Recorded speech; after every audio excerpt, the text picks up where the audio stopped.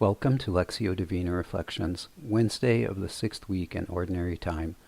A reading from the Holy Gospel according to Mark. Putting spittle on his eyes, Jesus laid his hands on the man and asked, "Do you see anything?"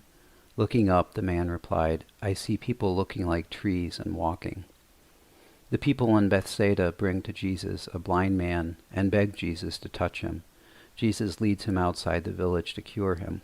At first, the man sees only indistinctly. Then Jesus lays hands on the man's eyes a second time, and he sees clearly. What did Jesus see in the people of the village? Were they coercing him into performing a miracle? And why did the man see only partially the first time Jesus laid hands on the man? Partial faith, partial sight. In the first reading from Genesis, Noah receives partial answers as he sends out birds to see if the floodwaters are receding. In both readings, what is partial becomes whole as Noah sees the fullness of God's mercy, and the blind man sees distinctly. Jesus sends the man home and tells him not to return to the village.